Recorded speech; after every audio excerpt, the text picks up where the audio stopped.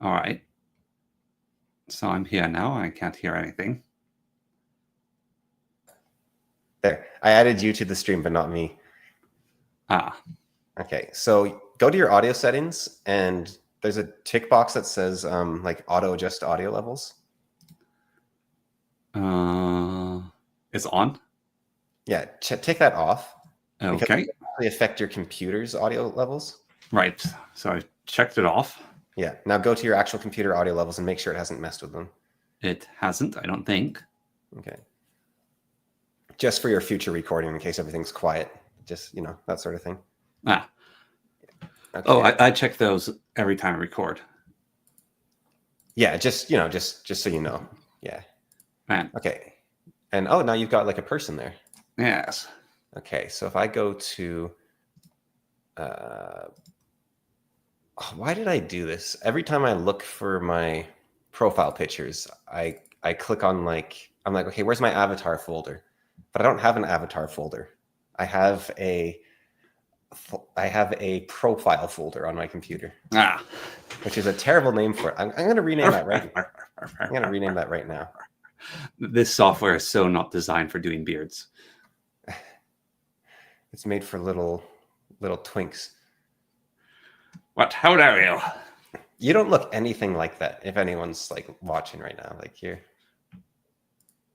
like this giant burly guy, and then you've got like this little waifish avatar.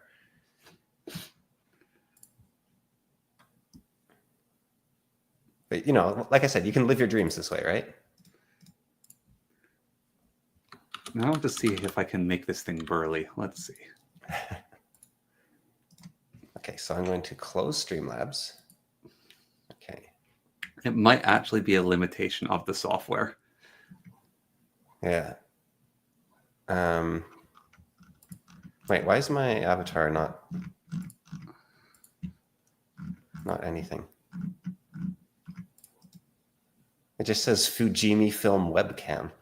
Yeah, I know. What is that? I don't have a webcam.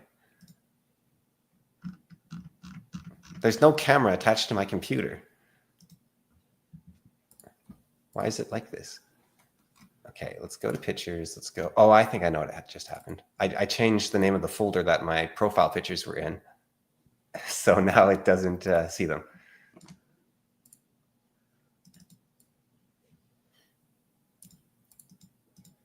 Because you don't actually upload the image to their file. Yeah, okay, there we go. I think. Yes, okay, done. No, that's not working. Why isn't that working? Can I change my name? I can change my name just fine.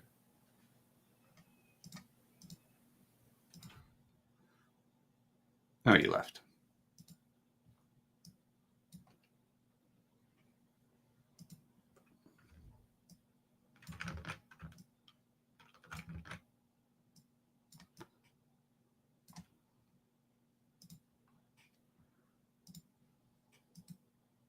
Well, I guess this is my stream now.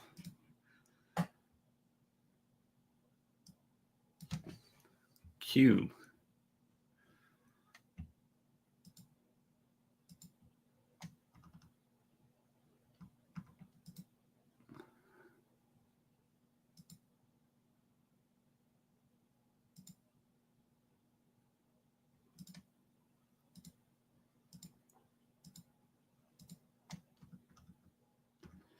Bum bum ba da bum bum bum bum ba ba bum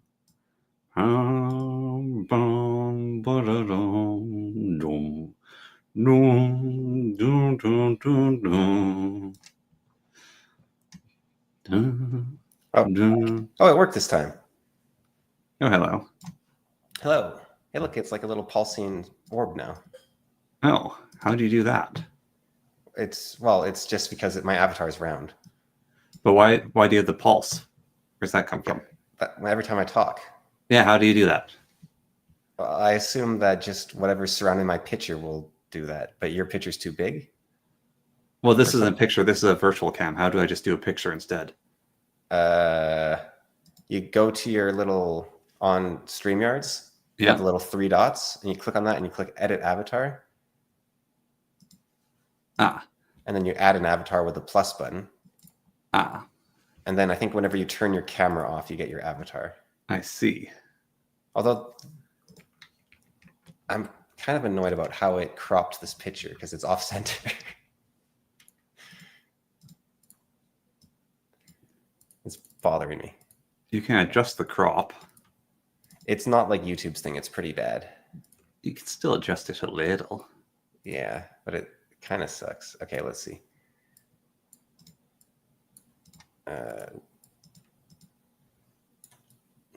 My image is a perfect circle. This should work. Oh, there we go. Huzzah. Now you don't want to be the cat boy anymore? I got rid of the cat boy a while ago. Nothing wrong with being a cat boy. You know, I did that because I had the cat boy out because that was the only male model I had. But all of their default male models are twinks. Okay, well, this is kind of what Google Hangouts used to be. Yeah. This is way easier to join as well, I think. Yeah, the problem is I'm not sure what happens after the week of the free trial. I think it still works. It just limits you to 12 people. Oh, no, 12 people. But I'm not entirely certain. But I guess we'll find out in a week or two. Yeah. But the problem with this one is you can't do like the fancy stuff, like, you know, have a nice, like when I was using the other one.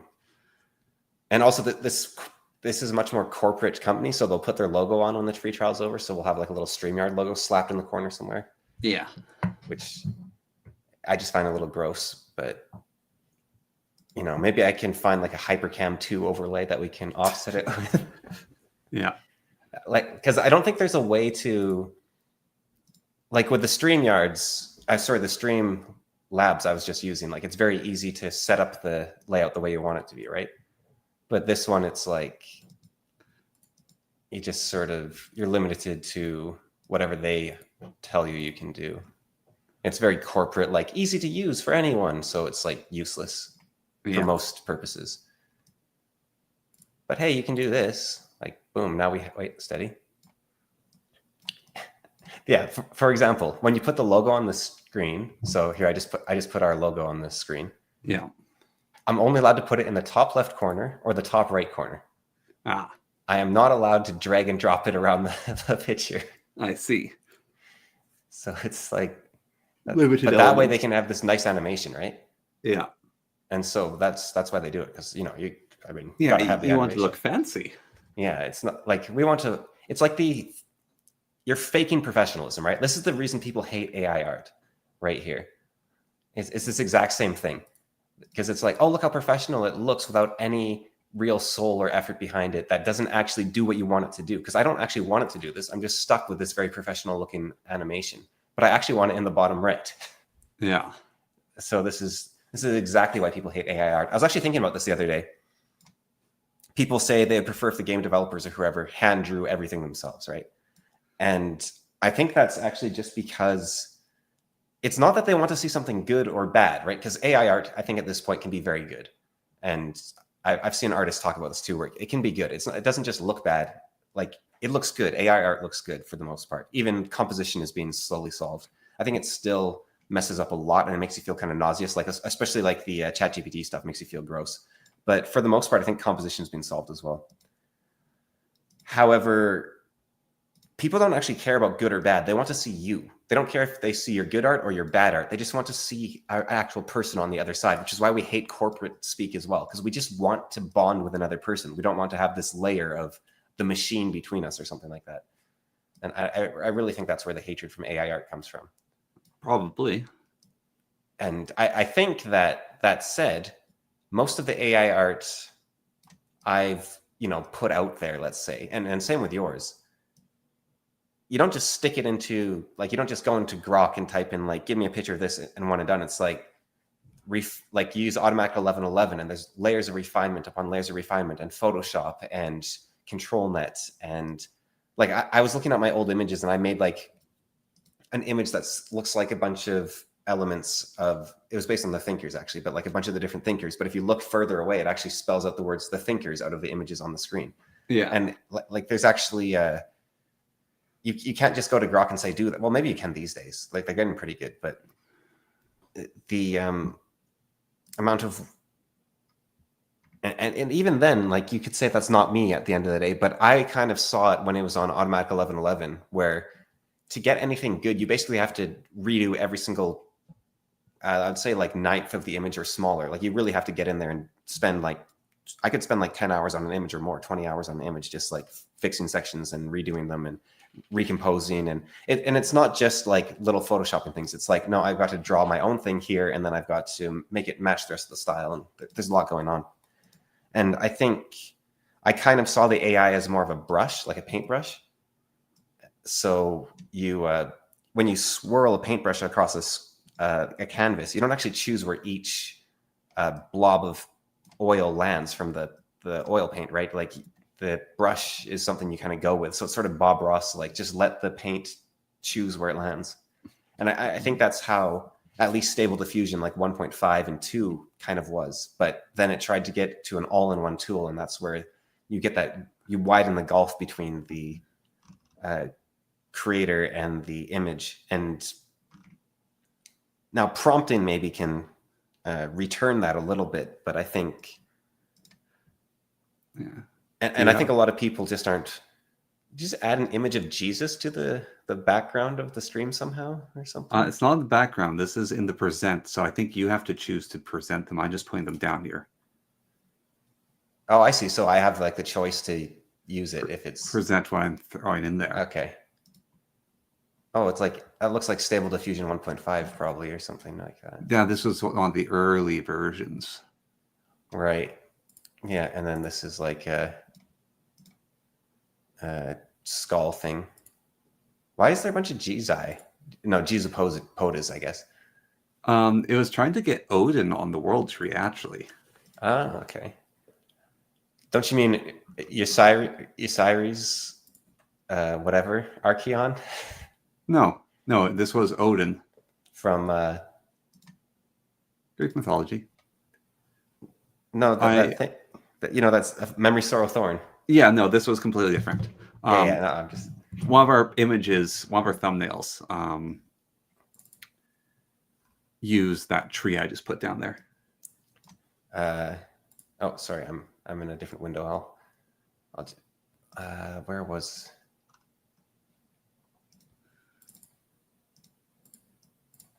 Like this is the... Oh, whoops. What happened? Oh, you just removed a bunch of stuff.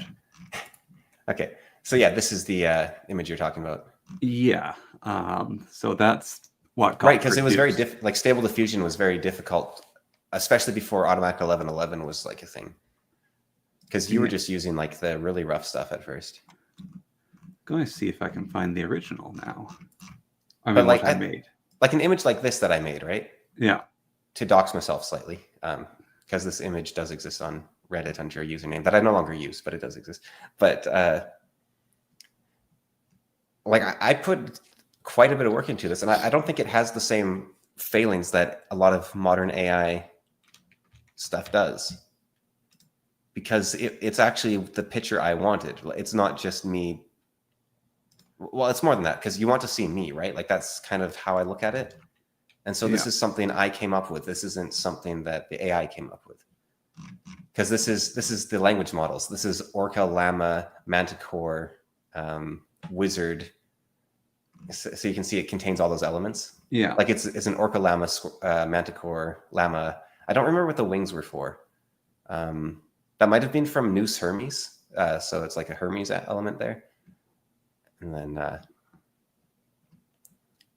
yeah, and you can see under the, I think I fixed one of them, but between its two back legs, there's actually like I think that was probably me, a discolored blob of me trying to get rid of something in the background or something. But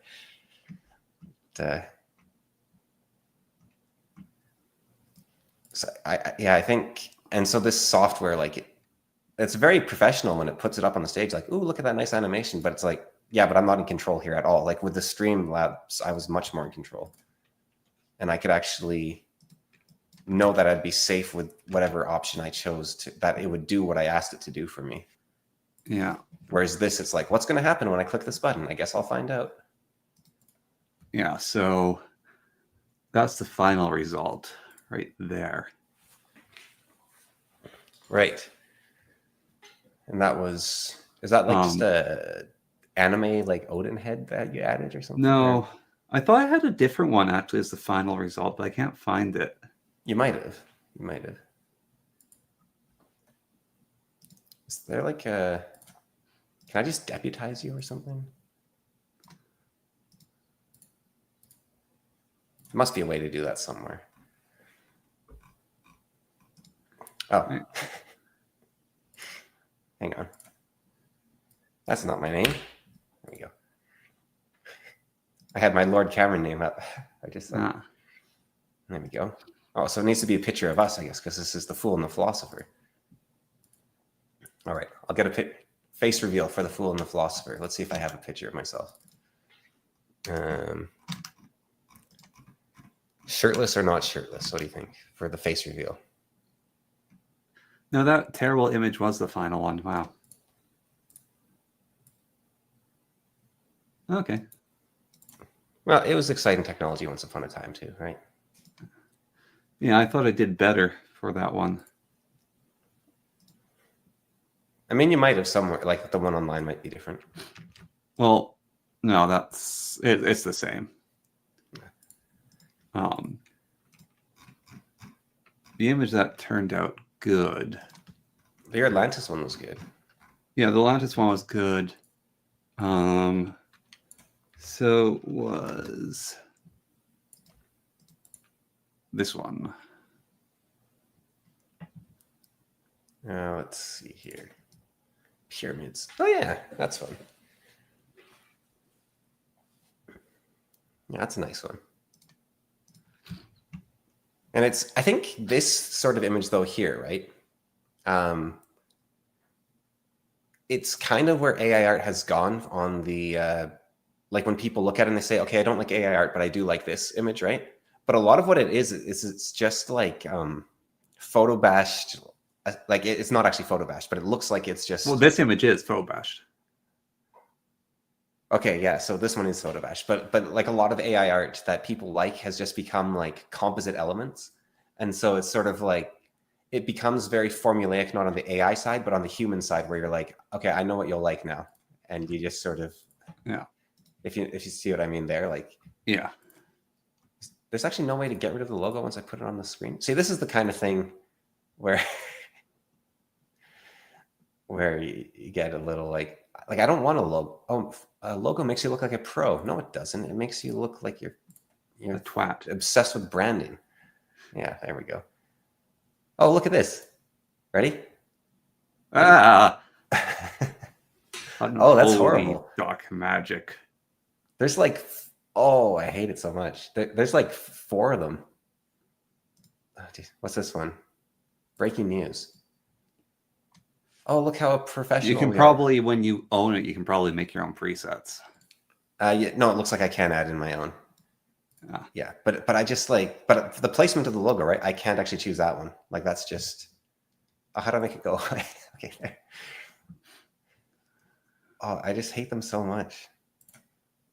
Like this is the exact same thing that people don't like about AI art. What? What? This isn't AI.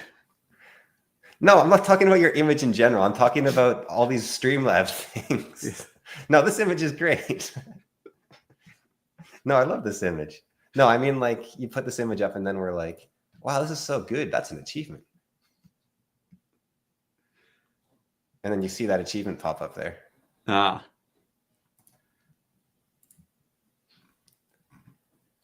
Like it makes it, because the thing is, these programs that make it easy to do something, like they're saving you like 2 hours of learning. Like that's it. And then you become so much more flexible and so much more talented than the basic thing. Why is the achievement going away? Oh, finally went away. Yeah, no, because it doesn't go away until I tell it to. And this is your Ghost of Prague one. Yeah. Ooh. You know, that episode, you kind of like ham-fisted in the discussion of the Ghost of Prague, I thought. into that one. Like it was a fun discussion, but I wondered, like, did you just really want to make this image? Or did you have No, the I image wanted to ready? talk about the Ghost of Prague. Okay. Like, no, it was a good topic. I'm not saying it wasn't. I was just like, I remember it being like very abrupt, like, whoa, okay, he wants to talk about the Ghost of Prague.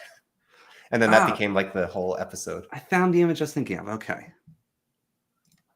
Right, have you noticed that this has become a trend online? Like people saying Canadians were bad in World War One?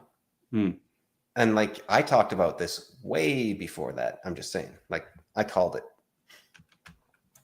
And it's weird because it's not like I got that off of like Reddit or something, right? Where there's like, or 4chan or whatever it might be, like people talk about something way in the past and then they like two different people saw the same Tumblr post sort of thing, right? And so then you're like, oh well, you just got that off Tumblr before the other guys got off Tumblr. But no, like I independently was reading about this stuff and talking about it, and then it became super popular. And so I think, and I've had that happen to, like on The Fool and the Philosopher, we've had that happen quite a few times actually. Like the meta Reddit one was a big example. When I said language is descriptive, not proscriptive. And then Destiny said that exact, like word for word, that exact same thing, like 2-3 months later. And I like my idea whale idea, where there's just whales that have the exact same idea in them that you harpoon and capture. Like I do think it has some merit. Might be. Because it's weird how commonly that happens.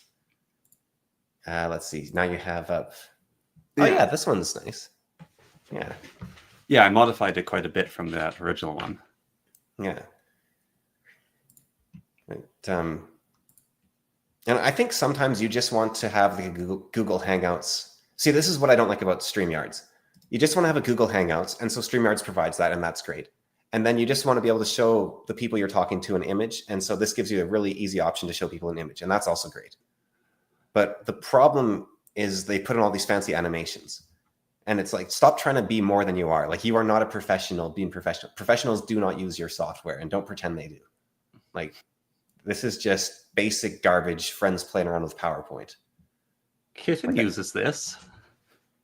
Yeah, look, she as a person, she seems fine, okay? But like everything she does, I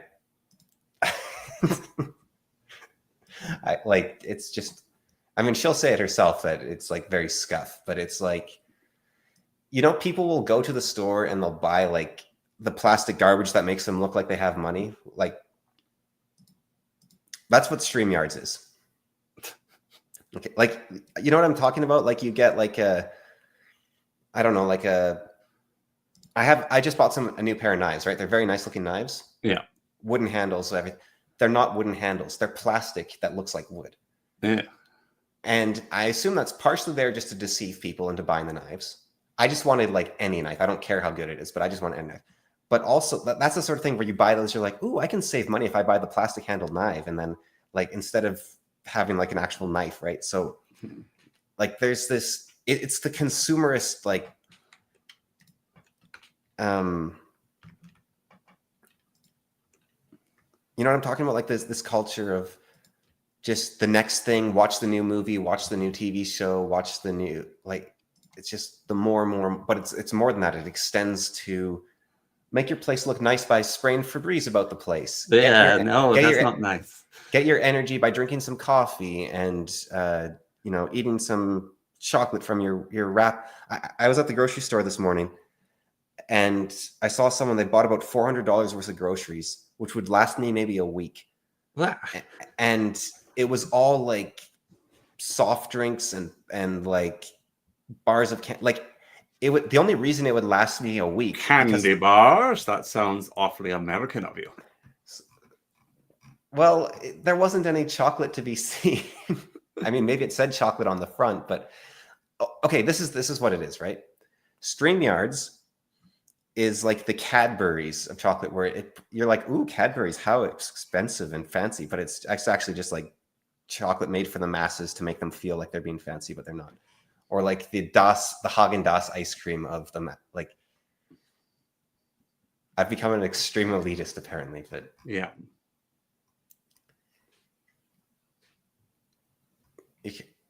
So, oh, you have a new picture here. Let's see. Yeah. Oh, yeah, it looks very. Actually, did you use the Darkest Dungeon, Laura, for this? Yes. Yeah. It looks very Darkest Dungeon. We talked about how Wayne June passed away, eh? Yeah. Yeah, that's kind of unfortunate. This is fun. You can just share pictures. I kind of like this, you know, it's can't do this on the Philosopher and the Fool. No. But now we can just be like, hey, you know what picture I really like is this one of the dog. Let's see, where is it? This one. This was our dog. Oh, does it work? I think so. Am I not allowed to share pictures? Is that just a you thing? You have to click on %, and then you have to go and select it. You can't drag them on. No, it just took forever to upload. Although that said, like right now, like I see why they charge you to have like their full service, because they're letting us upload like all sorts of pictures, which must be costing them. But I wish it was just peer-to-peer, right? Yeah. And maybe it is only peer-to-peer and they're just pretending they're actually doing the, because that's what Nintendo does. Nintendo's all peer-to-peer. But he's like deciding to lie on the wall instead of on anything else. Yeah. So now you look at this picture. This isn't a live stream, thankfully, but you're like, okay, so the shadows are this way, which means this can't be a south wall, because south there, they would never have that direction going in. And then let's see, that pen is like from here. So it has to be a North American or European make. That's not like a Chinese pen. And then what does that text? Like, this is why you can't reveal anything about yourself. Because there's just and then like, oh, a dog like this couldn't survive in like almost any climate on Earth. A dog like this couldn't survive. How is it alive? Without overheating. So this must be like in the far north or far south. And then like, yeah, hey, that chair's right beside me right now. That's in that picture. Okay. It can do GIFs. I don't like that GIF. No? No, I don't know why. Something about it bothers me. I made that. It's very well done. Very, very good job. I don't like. What is it about it? Did you make that for school or? No, I just made that. Just for fun. I mean, like the talent in it is cool, I guess. Did you? What's off about it to me? What'd you do to make it? Like you get like a little cat image that you then pixel arted up, or what? Yeah, basically. Yeah. I mean, it's very well done. It's very. No, I think I know what it is. I'm in like my StreamYard's funk right now, and it looks too professional. And I'm just like, oh, it's too like now this has some character. This is why Wojaks took off, I think, is because they look like they're made by a human being, not by a corporation. Because they look very rough, right? Whereas this looks like some Twitch streamer's emote that like pops up, and they're like, "Oh, a different GIF." Actually, I think the other problem is that it's too big. Nah. Like if it was smaller, like why is it me? I don't want to be the one on screen. Oh, no, maybe because it's you talking. Yeah, but I'm not wearing a shirt. I need to put... Yeah, creep. Yeah. Well, I like the picture. Here, I'll show you the picture. It's a great picture. You've seen the picture before, actually, right? I was there. Yeah. Well, you kind of left. Oh. It's like a demon butterfly. It's a cat in a blanket. Oh, upside down. Yeah. Oh, yeah. Okay, I see it. Yeah. Yeah, it's a friend's cat, and she said her cat screams a lot, and so I made this image for her. That's actually pretty impressive. I didn't know you did animation.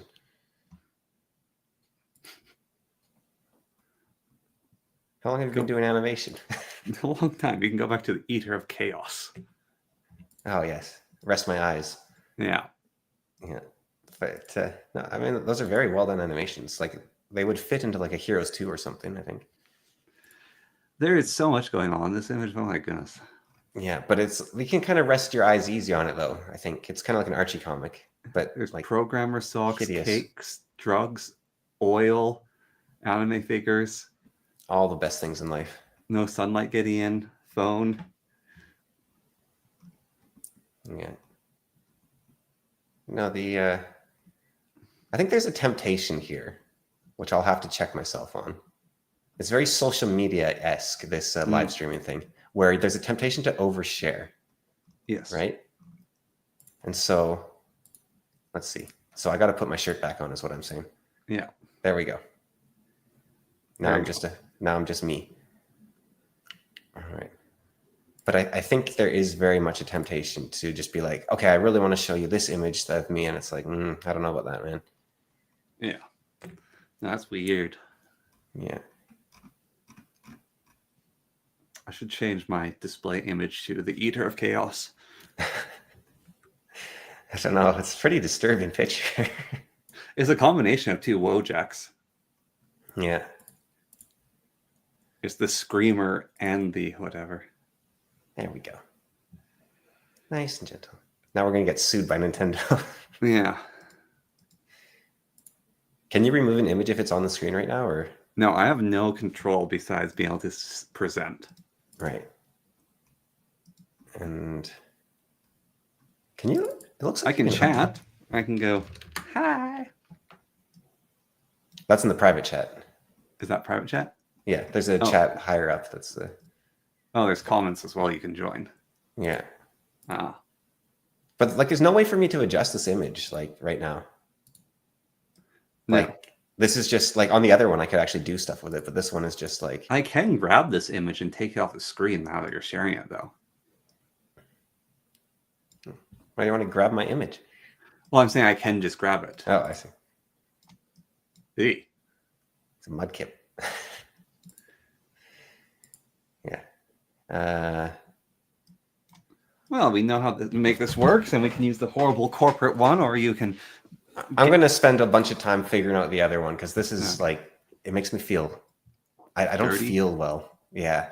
Like This one's like, audio is also way better. Yeah, but like, how much is your soul worth, right? Like, how many decibels of nice audio is your soul worth? What I really don't like is I can't drag things over. I actually have to go to image file, and then I have to go and look them up. Yeah, and then you can't change like you can't change the layout of the thing either. No. Like if I want to zoom in a bit on this image or like move it a bit to the left or a bit to the right, it's like, no, you don't get that choice because everything must look professional. There's no room for error to look unprofessional, which means there's no room to insert yourself. That's what it's really about, is inserting yourself, right? Mm-hmm. Like, and that's where the AI art problem comes in, because people say it's bad because there's no room for you. Like, where are you in that art? Yeah. And if you do some work on it, maybe you can put yourself in there. But even a lot of stuff, when people figure it out, they're just One girl. yeah, exactly. But I mean, they're also just copying whatever someone else put online, right? Yeah. Like even if you come up with a really clever idea, it probably wasn't you that did it, because you probably just found it from someone else. So even if there's like a really cool, I'm trying to find one here. Or you just like struggle through like me. Like a really cool result, but it's just based on something you didn't make anyways. I found one that's a cool result, which I think I barely edited. I can't remember actually what I did to make this. Maybe I did edit a lot. Like, I kind of miss when AI was more like this, like this. Yeah. Ooh. Yeah, no, that one's a collage. The Secret Names of God, does that say? Or yeah. It's kind of fun. There's a bunch of different gods. And then of course I actually made that those thick brambles. This one. Yes, thick brambles. Yeah. Oh, I see. Yes. Should like put what's the Skyrim saying? We put people like you in a prison. How's it? It's a pun. You get it? Yes, I got it. But what's the Skyrim thing? It's like people like you belong in the that. Okay, that's the reason I think I don't like references for the most part too. Because like on one hand, it's a way to share with another person, right? Like you can say, "Oh, we both love this thing together." But on the other hand, it's actually like you're not showing. I guess you're showing me what you like. Like, oh, I liked Skyrim so much I memorized a line from it. But you're not inserting yourself in there in the sense of this isn't something special about you. This is just like, where are you in this image? Yeah. Whereas I think I have. I found an image of both of us actually. What we can display. Oh, I don't know. We don't dox ourselves. Yeah, no, it's fine. I won't dox us. Well, I can see the preview anyways, and I can decide. Oh, no, I'll put it up just so that you can have your little stupid hair overreacts to the winds. No, that's you're just going too far. Jeez. Stupid image. This was one of the, I think this is why people love making AI art so much though. Because when I made this thing, I was like mind blown. Because I told it like a ridiculous amount of features, right? Yeah. Like I said, a wizard with his spellbook and a sword facing a giant frog. He's only got a tattered loincloth and a red cloak wrapped around his neck. His hair is green and he has a very feminine face and he has red eyes. And it did it all. And I was like, like he's not facing the frog, which on the one hand, I don't like. On the other hand, it kind of gives it a medieval tapestry feel, which is neat in its own right. Because it's sort of like you get to see both elements. Because if he was facing the frog, you wouldn't get to see his face. And the reason I did this image is because this is a character from a book I'm writing. And it's really fascinating that you can, like, you just get to see the character, right? Yeah. And now, when a lot of people say, like, book I'm writing, they're like, I have this idea for a character, and so here's the image. But no, this is like, I'm like 700 pages in. So this character's been through a lot, hence the loincloth and the weird green hair and everything. Yeah. He's been through a lot. He's rolled a lot of dice in his time. That I think you should go back to my image. I think it has a lot more soul than this soulless AI art. I don't think we saw it, and I think, and this is why, like, social media, like, okay, just like sharing memes, right? That's another. It's like ooh, okay. It's so sleepy. I fall asleep again. Smoky wonky little. Yes. This isn't the original image of that meme. This is actually, wait, where's the real meme? 1 second. I did it in the wrong order. This is the PSYOP version of the meme. Here's the real version of the meme. But I think sharing memes, it's also like, it's the same thing with sharing YouTube videos. Like, let's watch this YouTube video, then let's watch this YouTube video. It's like, where are you in that? You're just showing me someone else's stuff. Yeah. Whereas when you show, like, you have to delete it over here. It's a little awkward to use the whole thing. Whereas this is something you created. So it's like, hey, look, this is not just showing off a meme. It's like, hey, look what I made. Okay, you were actually just reading all the original text. You didn't read any of the new stuff. That was in the original? The hair overreact to the wind and stuff? That's original hair overreact to wind. Oh, I thought that was just making fun of my hair. No. Thinks that by voting, he gets to make a choice in how the country is run. Struggles to find comfortable hand form. Yeah, like that. The struggle. That's original stuff. Right.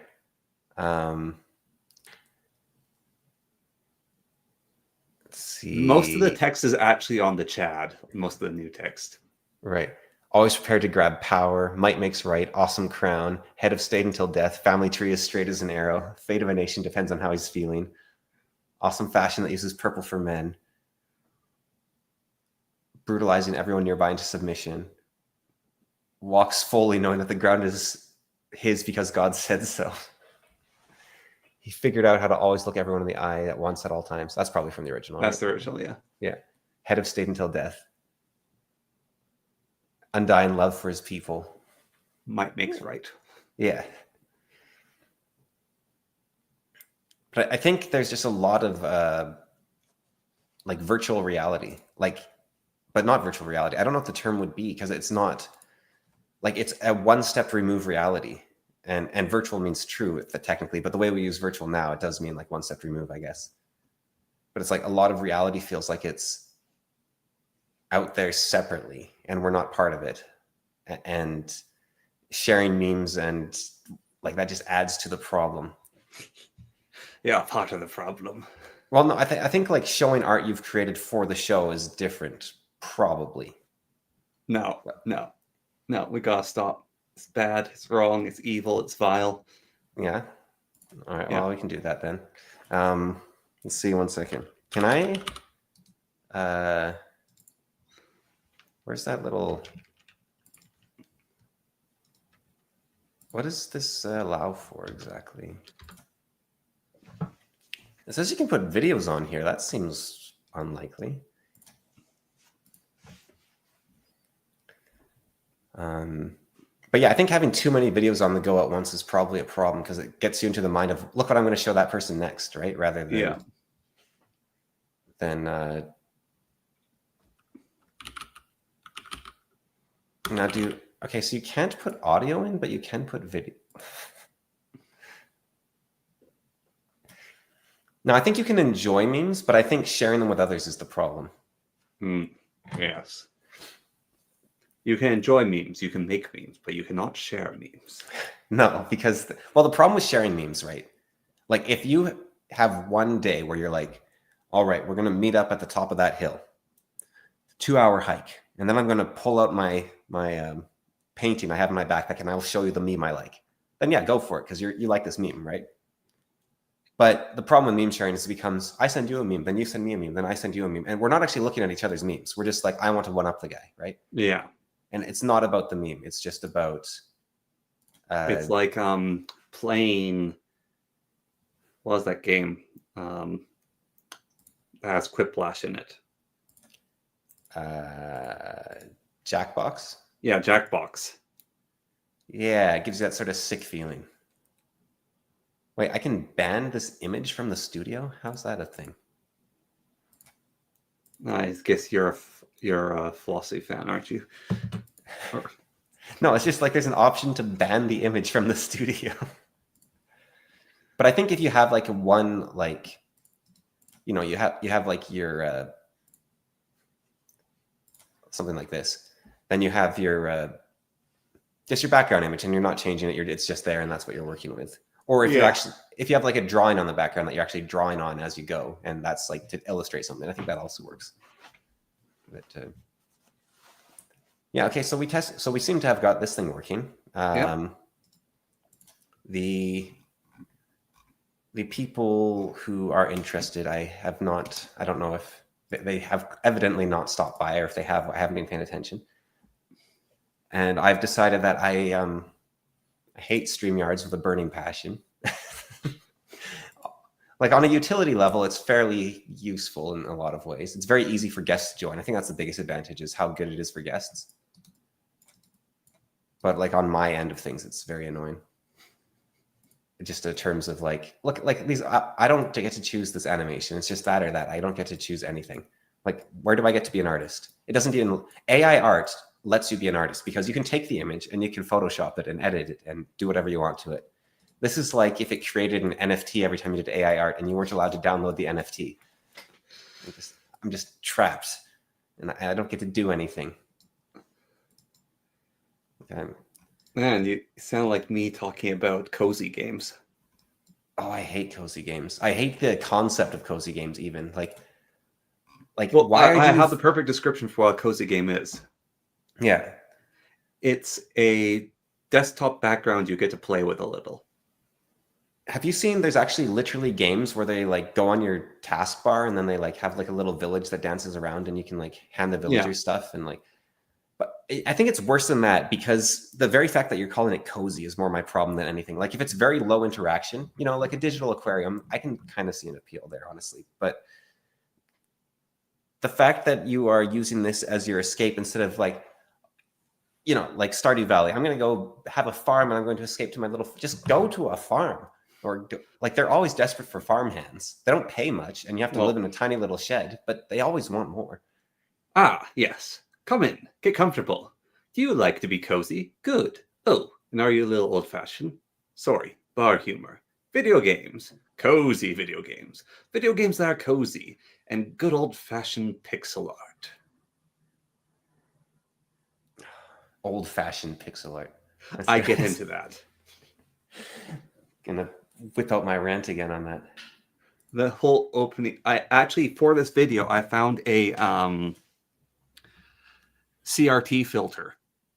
Oh, that's kind of nice. And so I threw it over the video. See this right here? These themes, like look at our names on the screen, how they're changing. Yeah. This is another over-design thing I hate. Like oh, look, we were able to round the corners of a square. Like we're so good, we don't need to just have a square. Like, do you know how many like dolphins are dying from the extra energy it's taking to calculate those curves instead of just having like two straight I lines? don't care about the dolphins. Okay, how many like penguins are dying? Mm. Oh, do you know how many starving people in Starvatia are like? The point being that we don't need to have, we're wasting so much computer power on stuff that doesn't do anything but make you look like you care too much about appearances. Does everything but make you look like a twat? I do like the label feature, but I could have done that myself if I had the slightest bit of control over anything here. So you know what this is? This is 5th edition D&D.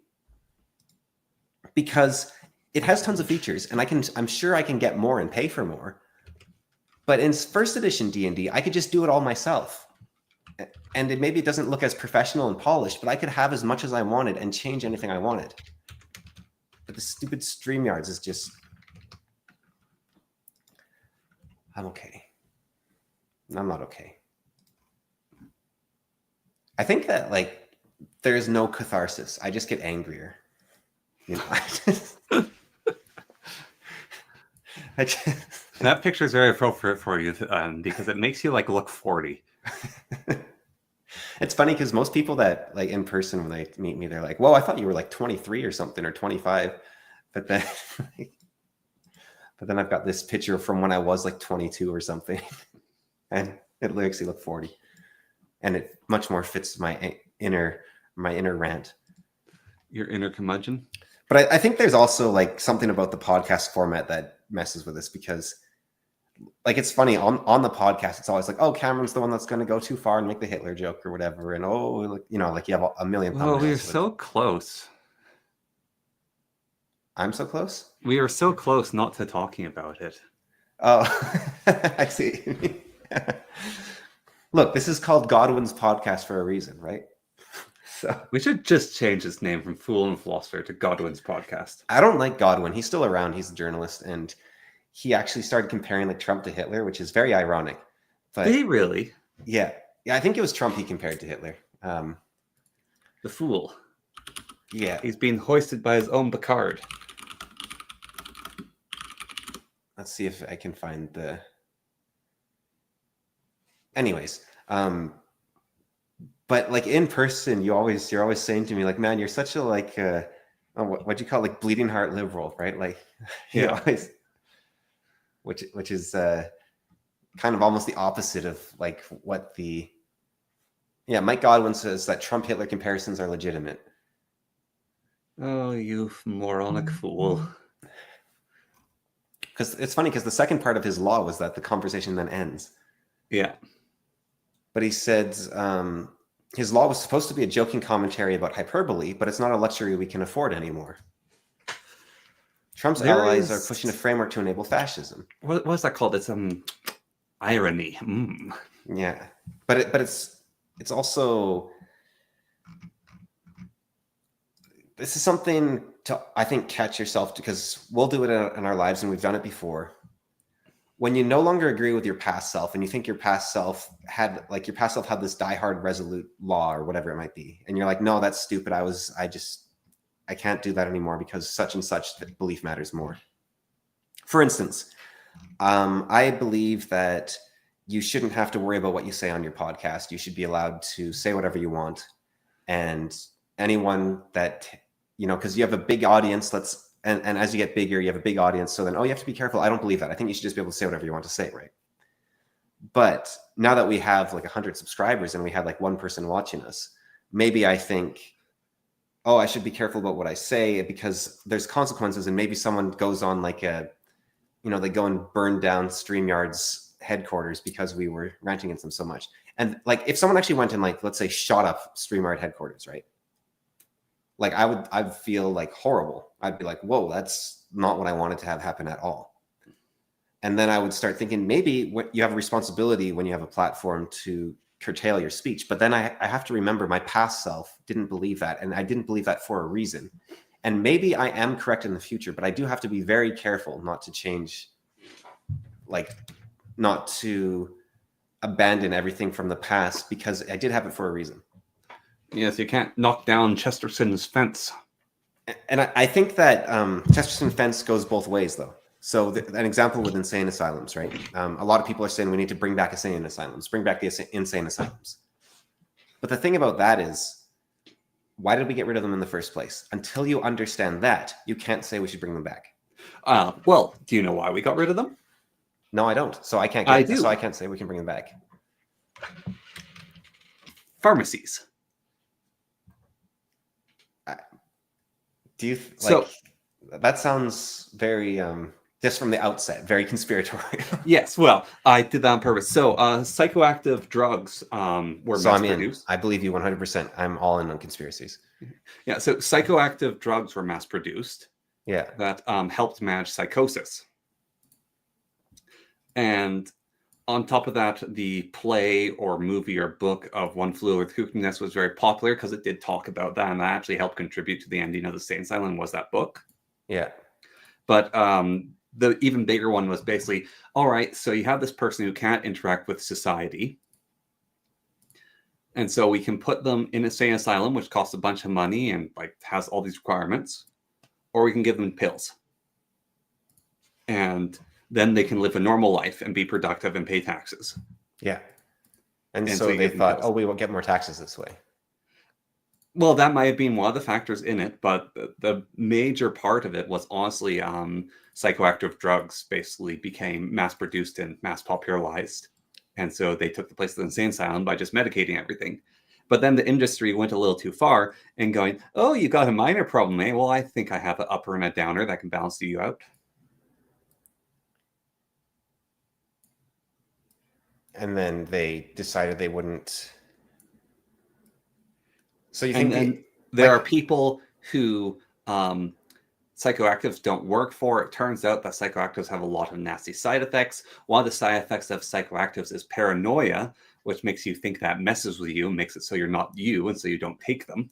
right? So we went all in on these things that maybe don't actually work that great, Yeah, or that we don't know how and not only did we go the all in on consequences of our them, actions. yeah, not only did we not go, we went all in on them, but we got rid of the insane asylums. And some people, even with psychoactive drugs, need to be in an asylum. Yeah, I wonder if there's more to it because I'm sure there was plenty of abuse in. There was. No, there definitely was. Because any position of power that can be abused, people will go into and abuse without major oversight. Yeah, like It's the same with prison guards, priests, teachers. Like, for instance, slavery sounds like a great idea until you actually see what happens with slavery. Because now I should back up maybe a little bit there, maybe not, but when it comes to slavery, it's essentially a way for people to pay back their debt or to be spared from being killed for a crime they did. And so it's a very humanitarian social technology, essentially. However, the problem is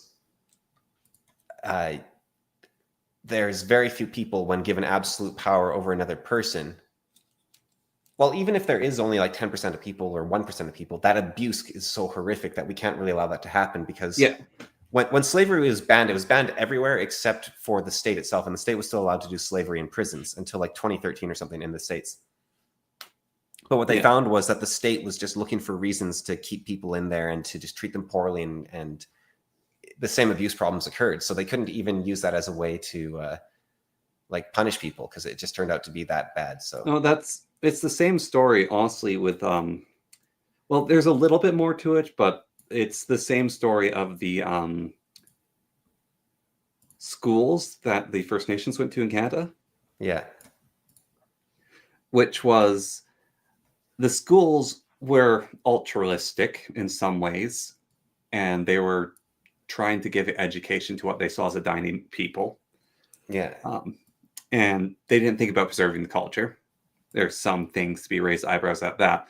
But the big thing, which people says, oh, these schools were evil, the residential schools were evil. So, no, the schools weren't evil. It's the people in them who were evil. Yeah.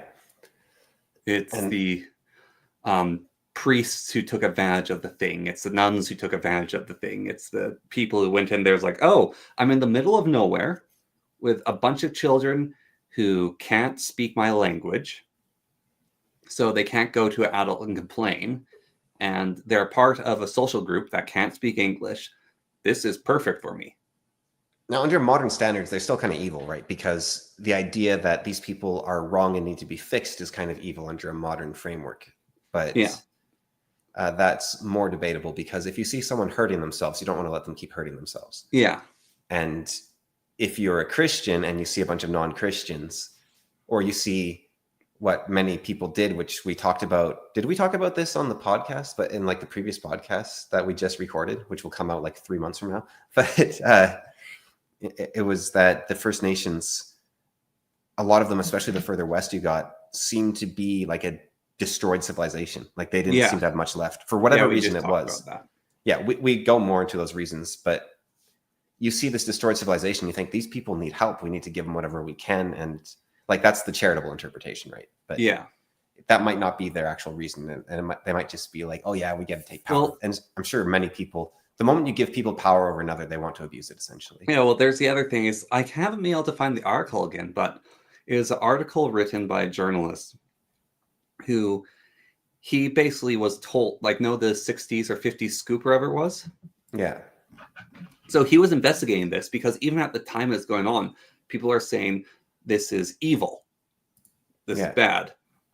And, or maybe it's like a little bit afterwards, but anyways, he like went and talked with social workers about the whole program, and he went and interviewed a ton of people. And he finally actually got an interview with the guy who made the program. And the guy said, I don't regret what I did. I think I did the right thing. Yeah. And that's... You're saying like these kids were not in a good situation. I gave them a home where they could grow up and be happy.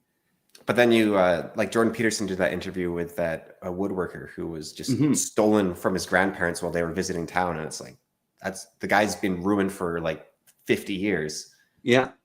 And I don't think...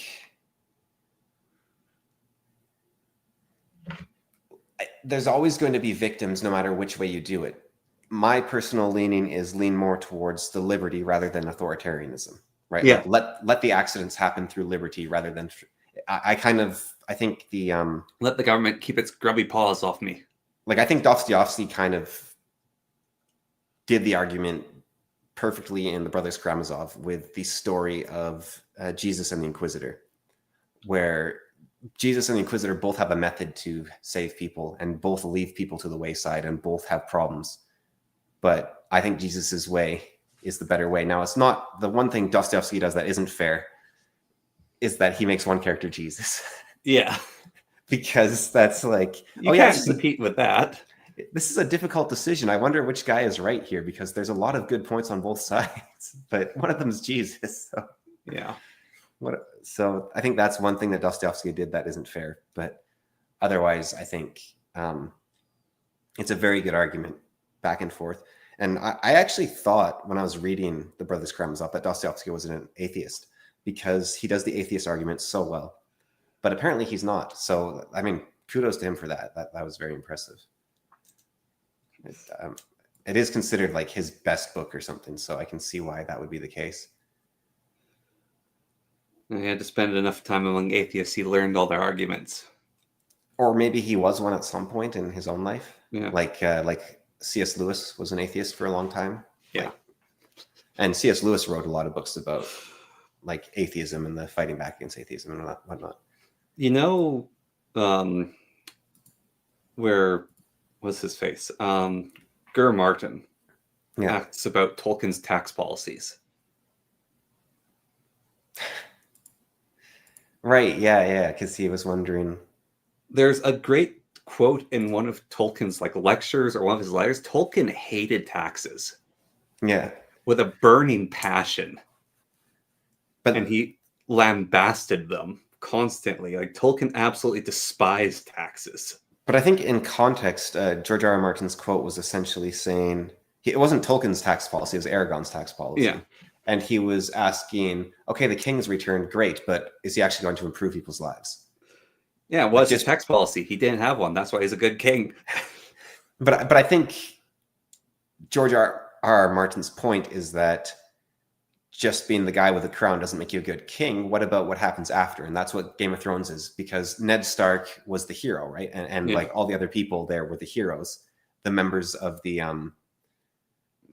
what were they called in the first book? It's like the Seven Swordsmen or whatever, the ones that went out to fight the Dawn Sword, and all of them died except for like Ned, basically. Yeah. Because the Dawn Star was the greatest warrior ever, and even though he was a good man, he decided he would save the king no matter. He would go down, die. He would lay down his life to protect the king, even though he would lose. Yeah, and so you can do that story, but then he wanted to see what happened next. Yeah, or you can do Memory, Sword, and Thorough, which is also what happens next. Yeah, both of those, and Game of Thrones was inspired by Memory, Sword, and Thorn. So yeah, and which is, they came out pretty close together though. Like it was a couple years apart only. So he must have read it pretty early on and been like, oh, I want to try that, do it my own style. Yeah. I think I saw a theory recently, and I didn't look too much into it because it's only it's hard to find like the original sources of video, so you can only find like write-ups about it or watch the video, and I didn't want to watch a video. But the theory is George R.R. Martin, he has a background in sci-fi writing. Like he has his superhero series, and then he has big sci-fi series, and then he has Game of Thrones. And there's a lot of elements from his sci-fi series in Game of Thrones. Up to and including like the strange alien people in the woods and like the radiation sickness that seems to occur in that one section where everyone has like the gray mottled skin, and like these people that survive this sudden winter by going deep underground, and there's this area where if you go you just die or you have to wear special masks, and so it seems like a lot like nuclear fallout or something. So his sci-fi novels failed, and so he just rewrote it as a fantasy. Well, so the non what would you call it, like out there crazy wild mass guessing theory is that he took all the best parts of his sci-fi novels and put into Game of Thrones, right? Like he's like, I really love this scene, I'm going to put into my Game of Thrones book. I really love this idea, I'll put into Game of Thrones. But the more like out there theory is that Game of Thrones is actually a sci-fi series, and that I think I heard that the final book is basically going to be Bran communicating with the aliens that lets him send his brain back in time through like the alien internet to the point when the series starts, and then he can save everyone by calling in the aliens to like take out the bad guys. And now George R.R. Martin has denied this is his plan for the series, but I kind of like it just on the sense that a lot of stories, and there's enough clues to support it throughout the books, right? Like I said, like the radiation stuff and whatnot. But a lot of stories are very scared to throw up everything they have in the air. And part of that is because it feels like Deus Ex Machina. Yeah. But I think there are certain situations where you can do it. Like Sword of Sharanara, they have a moment near the end of the book, or like immediately in the TV series, I think you said, where you realize, wait a minute, this is a post-apocalypse. This isn't some fantasy world. This is post-apocalypse. And that's kind of interesting, and it just kind of adds. It was very common. So the other thing is, saw the Black Sword. I think you realized that pretty quickly.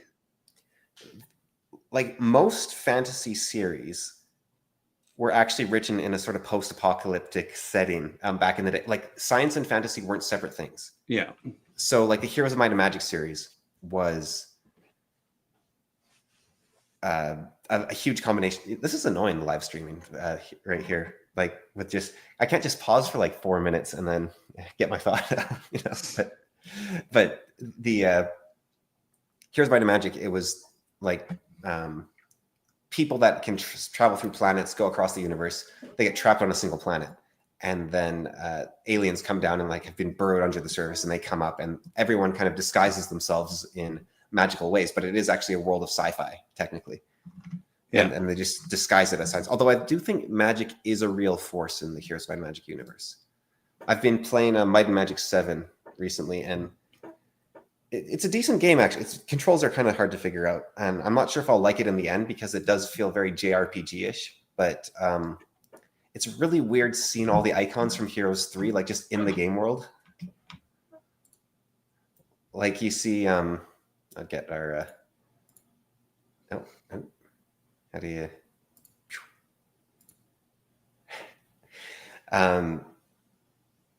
but you see in the game world, like the first aid tent, right? So that if your guy dies, you can go resurrect them at the first aid tent. And Yeah. the icon outside is the first aid icon for like the first aid skill. Yeah. Or like the weapon shop, the icon on the weapon shop is like the Helm of Chaos that you wear in Heroes of Might and Magic 3. And it's just like everything is, and all the creatures you fight are just creatures from Heroes of Might and Magic 3. Yeah. But it's interesting because there's variants that aren't in Heroes of Might and Magic. Like, for instance, I was fighting a bunch of serpent flies, and then I was fighting dragonflies. But then I fought a fire dragonfly and a dragonfly queen. And I thought, oh, you could put those in here. They're just recolors. They're very bad recolors. But you know, Yeah. you could put those in the game. They look like a cheap modded knockoff, but they're actually in the base game. But it is kind of neat that there's all those elements. Yeah. And it is a 3D RPG, which I was sort of surprised about. Like, you can walk up cliffs and jump off them and take fall damage, and like, yeah. But you control 4 people at once, and it's very awkward. Yeah. But yes, it's not terrible. Yeah. Well, yeah. But I was going to say on finishing news, because I think I'm ready to go here. Yeah. But I beat Baldur's Gate. Oh, like the doubles. Throne of Ball. You beat Throne of Ball. Yep. So now you are 100% Baldur's Gated. Yep. Wow. I never got a keep, though. I never got a keep. Apparently there's like the Thieves' Keep, the Wizard's Keep, and the Warrior's Keep. Oh, I didn't know it had those. Yeah. No, that's neat. They're in the achievements. It says you can get them in the achievements, and I never did. I don't know how. Is that in Throne of Ball, or? I don't know. And did you have a druid in your party? No. Because in actual 2nd edition D&D, druids can only go to level 9, I think. And then after that point, they actually have to kill other druids. Oh, no, your druids can get above that level. I had Jahira for a bit, and she was above that level. But you actually have to like kill other druids or something, right? To level up in like 2nd edition, I think. Yeah. Yeah, no, they didn't keep that feature. That'd be kind of cool. A little janky, but kind of cool. Yeah. Like, I like the old, like, there's just a bit of extra to everything that you don't quite think about. No, it's one of the best endings of the video game, I think. Oh, wow. I'll have to, when I get to it, I'll have to like, I vaguely know how it works because there is like kind of free screen credits of like each character, what happens to them, but like I don't know the actual ending. But I'll have to when I get there. I'm at like the first act of Baldur's Gate 2, I think, right now. Yeah. I haven't even rescued Imoen yet, which I thought was the end of the game back when I first played it. No. But that's like the first act. Oh, no. But, there is an achievement for raising enough funds to actually rescue her by just pure buying. So that is an option, huh? That's fun. Yes. They should have one for killing Rinikus the moment you see him. I think I've seen that on YouTube. I think I've seen people do that. But yeah, it's I think like, what do you think? Baldur's Gate 2, right? Yeah. And Throne of Ball, let's say you can throw that in there. Because so far, I think Baldur's Gate 2 is the best RPG I've ever played. Maybe Divinity Original Sin beats it. I think. Oh, you've played Baldur's Gate 3 as well, though, so that'll add to the. I think that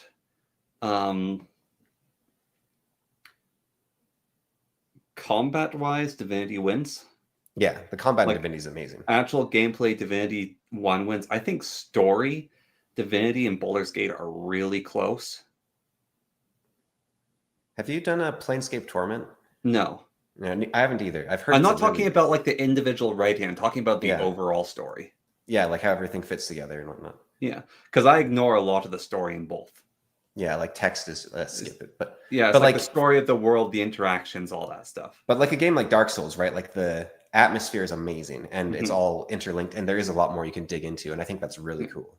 Yeah, and that's the kind of storytelling I like. Yeah, that's.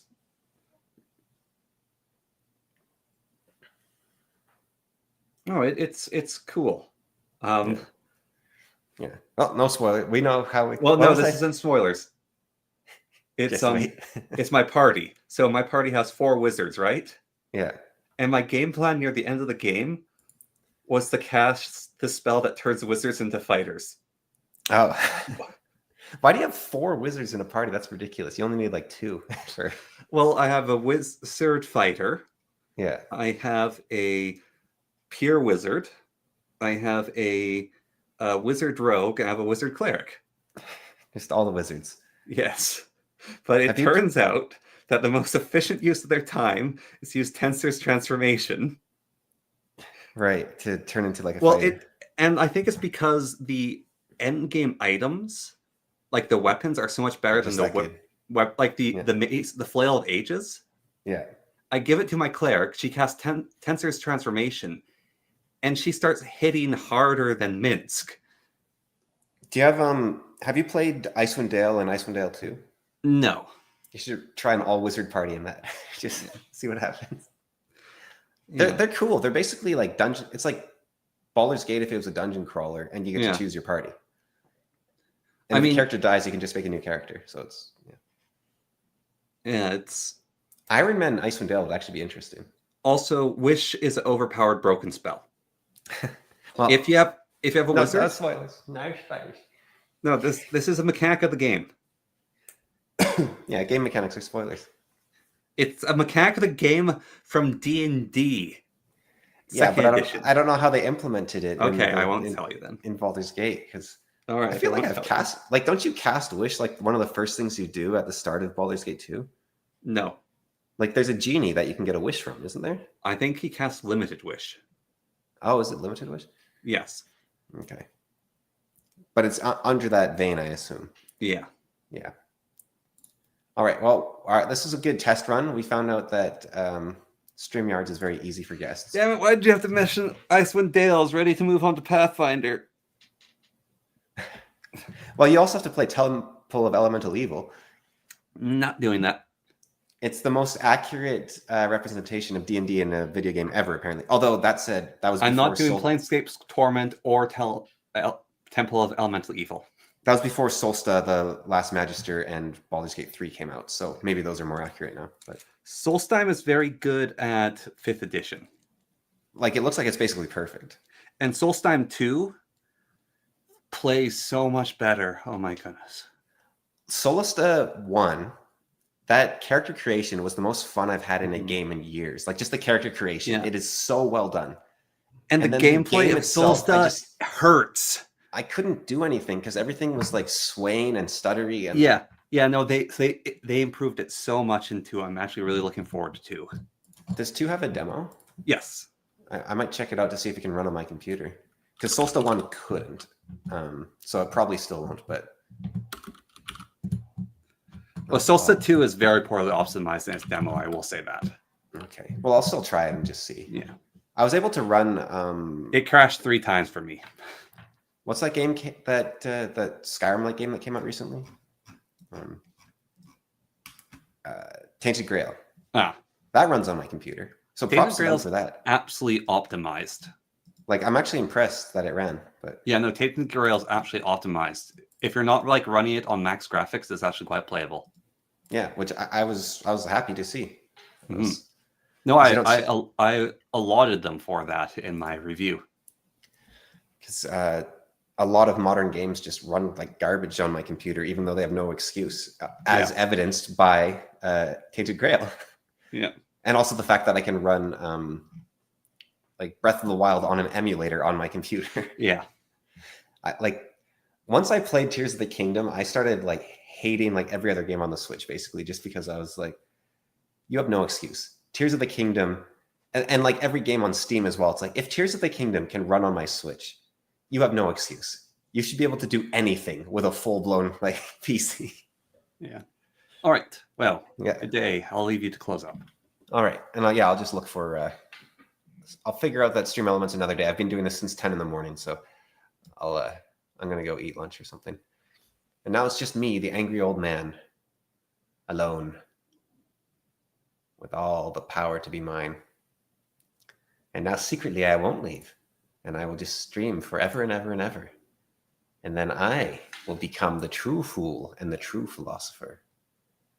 And then that'll show them. That'll show them all. Now, I can't play the outro, sadly, because I don't know how. I could figure it out with the old system I was using that was much more flexible. But this one, I think it's just going to be me talking into the void.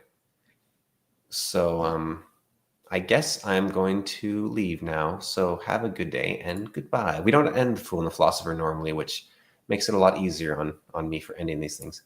But you take care, I guess, out there. And yeah, we now know how to stream, I guess. So there's that. Yep, that's that. I just got to figure out where the off button is. I'm just stalling. Here it is. Okay, bye. Did that? Oh, no, it didn't work yet. Okay, try again. Did that work this time?